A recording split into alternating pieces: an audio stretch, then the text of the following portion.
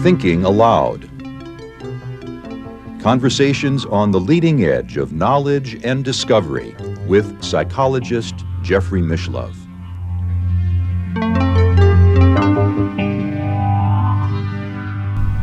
Hello and welcome. I'm Gregory Mishlove. Today we are going to explore humility as a spiritual practice.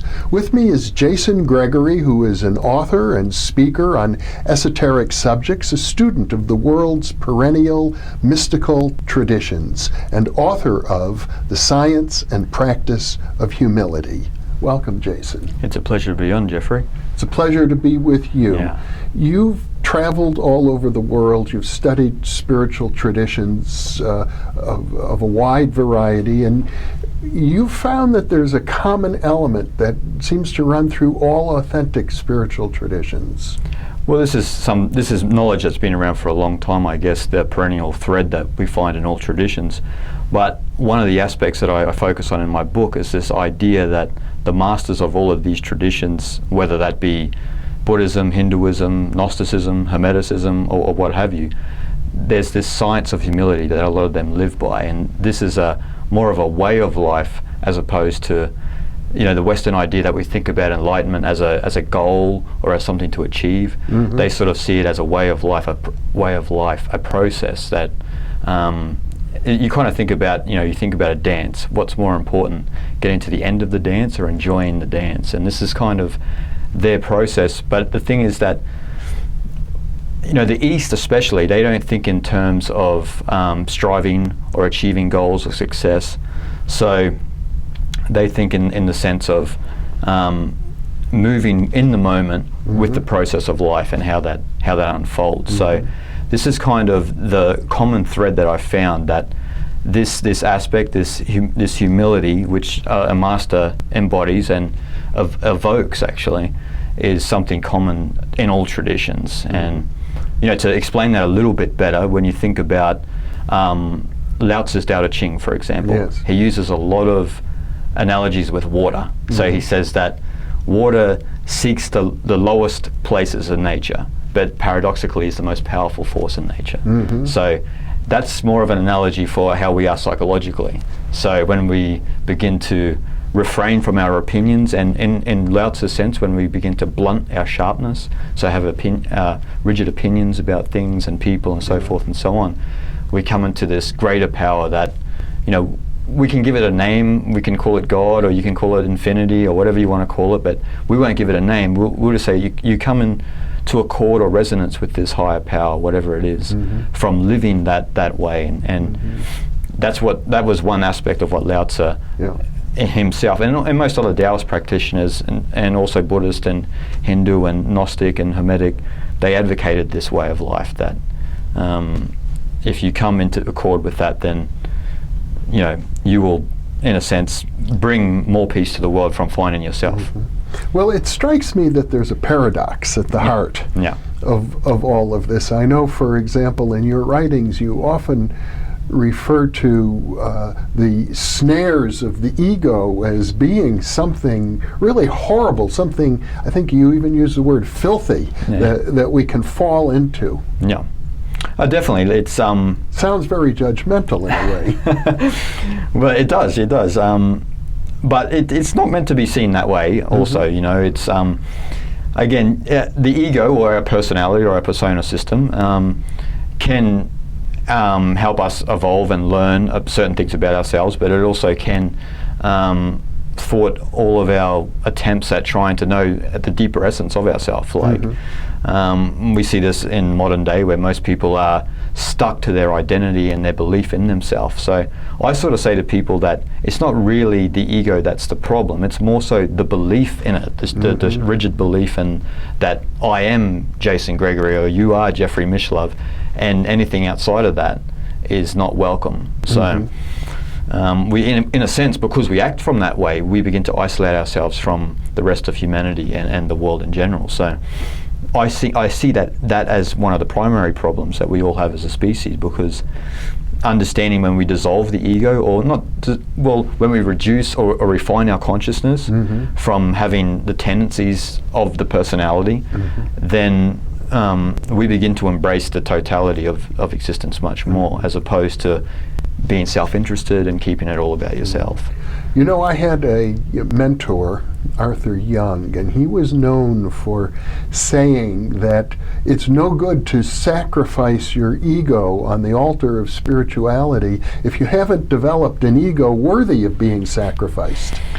Well, that's a great saying. It's well, I guess he's right in some sense. If again, in a lot of cultures, if you haven't developed, in a lot of cultures around the world, some of them don't have a rigid persona system as well. Like, so if you look at, for example, India and China, when you look at the oldest systems of the Hindu caste and also Confucianism, the whole idea of their systems was to bring you into the world without the sense of self-interest, bringing you more into the sense of the collective perspective. So you would still have the sense of the identity, but it's not as strong as it would be, say, in the West, where we're very individualistic. We're very individualistic. So this is, and you can talk about this culturally, environmentally, how we have evolved. So when you look at, for example, if you look at Greece and China at around the same time of 2000 BC, when you look at the environmental factors of those times, in Greece you had much smaller communities that, hunting, herding and fishing were the primary jobs, the primary source of labour and nourishment. So it was more geared towards smaller communities, more individualistic. When you have a look over in China, there's a focus on massive irrigation systems because we need that. They needed that for rice cultivation. And as you know, and as we all know, with rice cultivation, you and I can't do it on our own. We need, it's intense labour. So from that perspective, they developed naturally, organically, a more collective system, geared more towards social harmony, cultural harmony. It's not to say that what the West did was wrong, I mean, because that was naturally how we evolved, but what we've realised, I guess, over evolution is that to be focused primarily on the individualistic perspective doesn't really help humanity at all, I mean, in its totality. Well, you talk about an interesting dynamic, Jason, between the warrior and the sage. And if I understand your writing, you suggest we all have within us both of these archetypes. Yep. No, we definitely do. I speak in the book about we have two primary states of awareness. So basically the warrior is the individual, I mean, it's us as a human being caught in the details of our own mind or of external circumstances and situations. Believing that by fighting, in a sense, or engaging in battle, we can make the world a better place somehow. Yeah, definitely. And you know, when we, especially when we observe our own mind, when we have a lot of rigid opinions or beliefs, we begin to act from that. And the warrior, in a sense, because they act from that place, they have their own personal agenda, which usually conflicts with everyone else's agenda. Now, we all have this on a deep, subtle level. The idea in the, especially the Eastern spiritual traditions, is to begin to refine your consciousness and begin to evolve your state of perception out of that. And that's what we get into more of the sage's state, where the sage can see the details in their own mind and in the world, where they're in struggle, they're in conflict, they're in suffering, but they begin to refrain from believing that that's what they actually believe. So they begin to evolve their perception and see that, you know, as in Buddhism, they say that you need to cleanse your wrong perceptions. So, you know, that can mean anything. That can mean if you are geared, in a sense, very nationalistically, then how does that benefit anyone else? And who's to say that you're right as opposed to someone is wrong?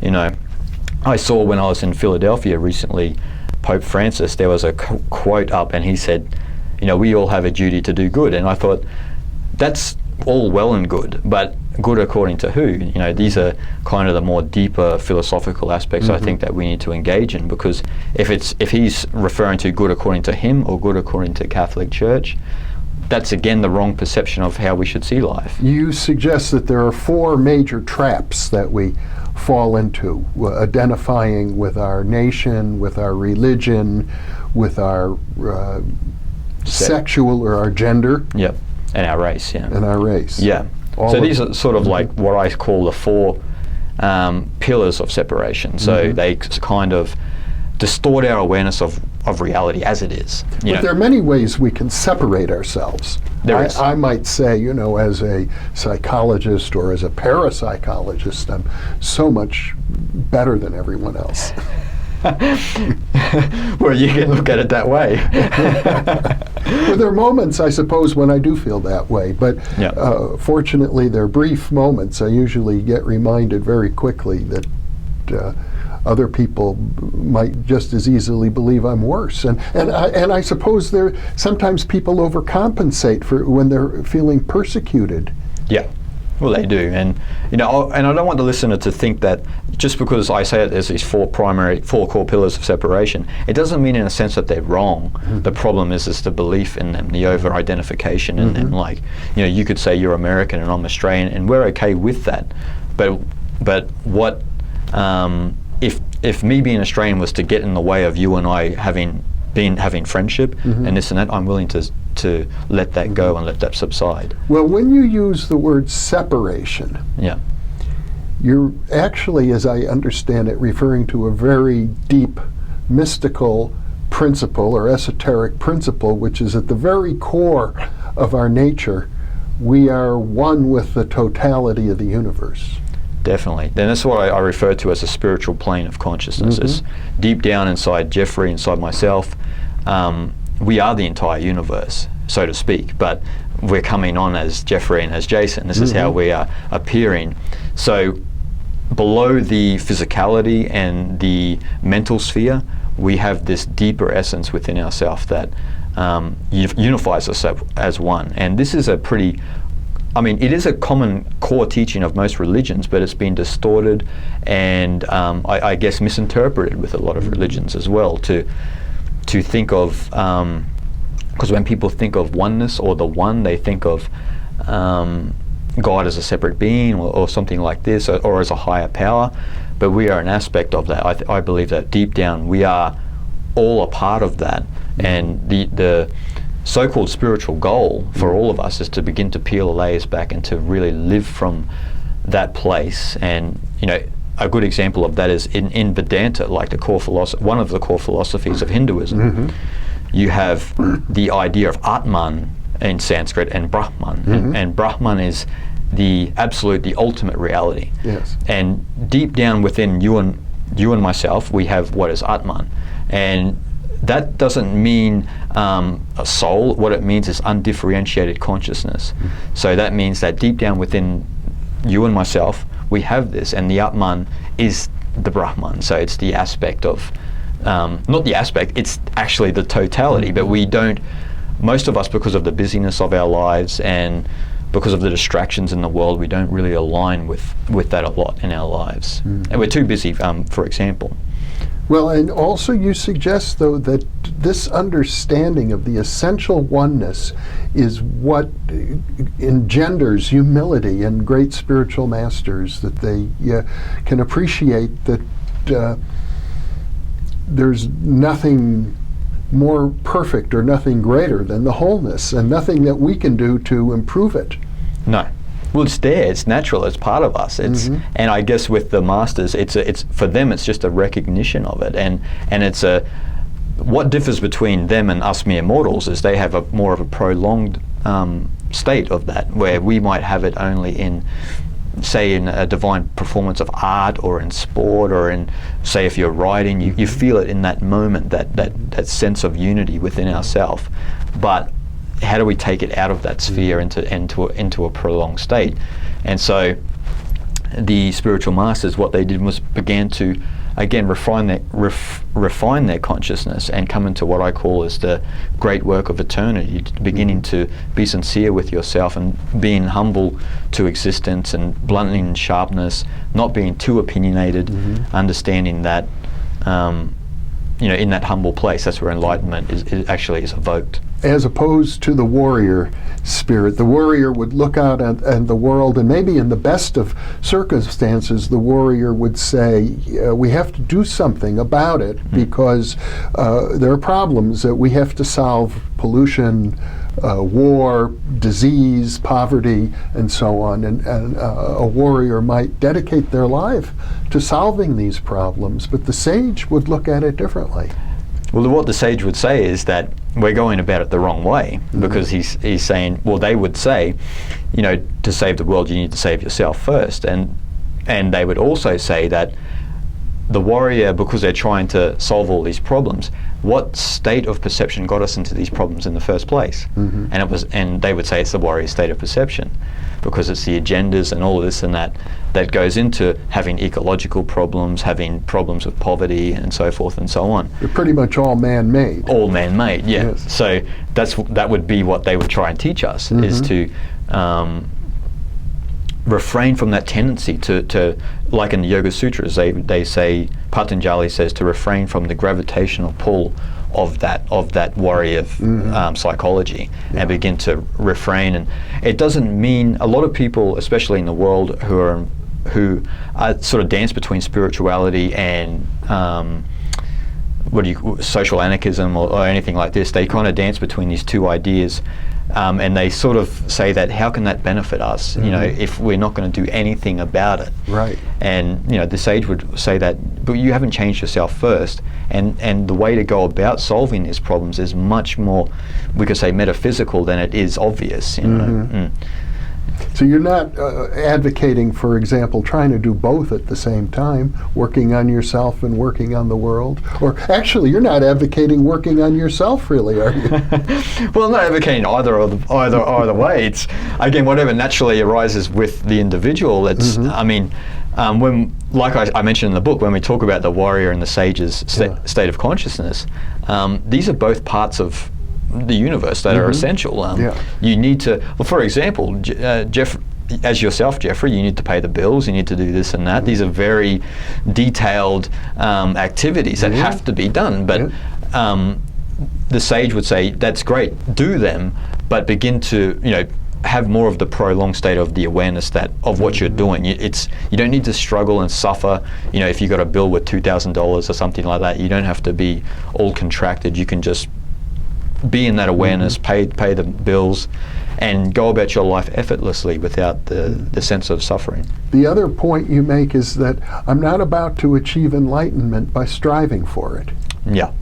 Well, it's, again, like I mentioned before, it's a different ways of thinking between, especially Western and Eastern thinking, is the idea of, in the West, we seek definite interpretation. We set goals, and we have a plan of action to achieve our goals, and we work our plan. Exactly. This is why I always say that the West and the East, the West see the world in nouns, and the East see it in verbs, because they see process, where we see objects and definite interpretations and so forth and so on. But the focuses are completely different. That's why in the West you have a focus on categories and objects, and in the East you have a focus on relationships and context. So there's always this idea that of interconnectedness, of process, of, I'm meeting Jeff today for some greater reason, maybe than more than what we're doing. So we have to, this is why when someone, for example, goes to a Zen monastery, the Zen master will say, will ask cleverly, what are you doing here? And they will say, I'm here to seek enlightenment. They will tell you to hit the road, because they don't want you to strive for anything. They're trying to get you out of the striving mind. Were you right that one of the biggest absurdities is thinking that we can change the world? Yeah. Well, it is one of the biggest absurdities, because, first of all, change it according to whom? To Jason Gregory, like, God, like, I don't want to change the world for anybody, And the idea that can we really change the world in its totality? Like, if we were to do that, we would also take out the diversity and the beauty of life as well. We wouldn't have different cultures, different nations. We would have one system, which would be more aligned with what the political scientist Francis Fukuyama said, that more of the convergent model, where he believes that the whole world is converging because deep down he thinks we're all Western. You know, and I don't agree with that at all. I think that there's kind of an ignorant perspective of looking at it.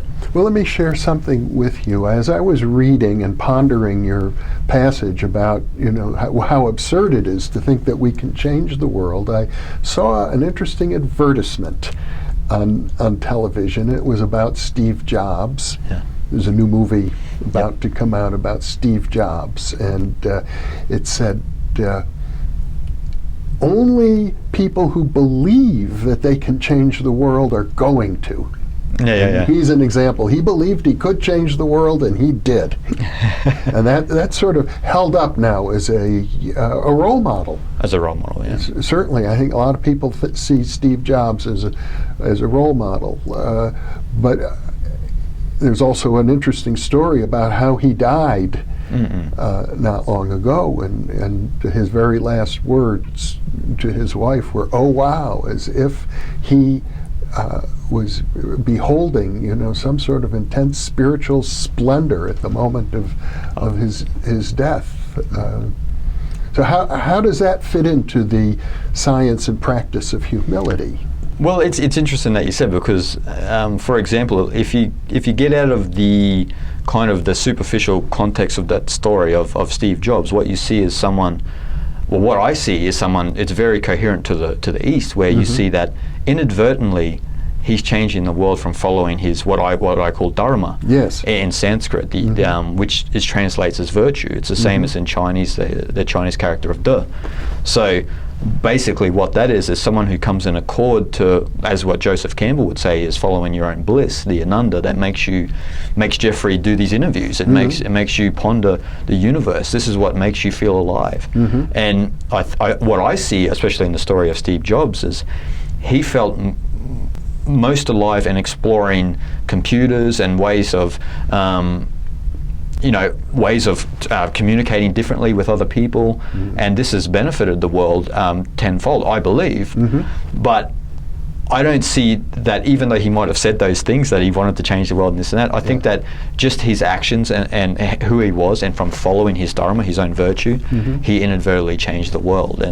And that's the idea of dharma means in some sense that you give away your own personal will to come into accord with a much higher will, call it the divine will, where artists experience this, where they have this feeling, sense of flow and so forth. The notion of dharma is very important in this dialogue between the sage and the warrior. I know it comes up in the Bhagavad Gita, the classic story of the warrior and the sage. Definitely. Well, this is where Krishna is trying to tell Arjuna to go into battle against these Krishna being the divine being, who's also a sage. Sage, yeah. And Arjuna, the warrior. The warrior, yeah. And so Arjuna is caught in the details. He's going to fight his friends, and he doesn't want to go into battle. Doesn't want to go into battle. So Krishna explains to him. There's a Sanskrit word, nishkarma karma, and that means don't be attached to the fruits of your own action.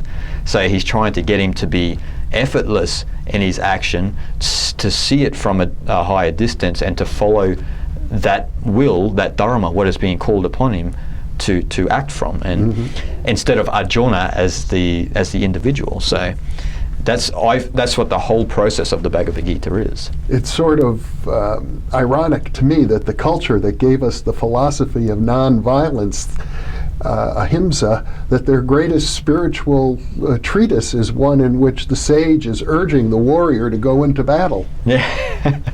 Well, it's paradoxical, isn't it? Yes, it is. Yeah. And it seems as if, that paradox is often really at the heart of esoteric journeys. It is, yeah. Well, that's as we were talking about before, when we talk about process and we talk about getting out of the sense of self, what you have to embrace also is paradox about how things are two-sided. It's not one-sided and definite. It's as one Eastern saying says, it's the universe produces consciousness and consciousness evokes the universe. It's kind of like that stillness and motion are in a sense paradoxical but the same, and same with the sage and the warrior. They depend on each other as well. even the sage depends on the warrior. You know, they have an urge to teach and an urge to inspire. And without that, what would the world be? You know? And you equate this as well, I believe, with our masculine and feminine nature. Definitely, yeah. And this is, again, found in the East, where you have the yin and yang polarities, which, again, are the same, but they're just opposite ends of one pole.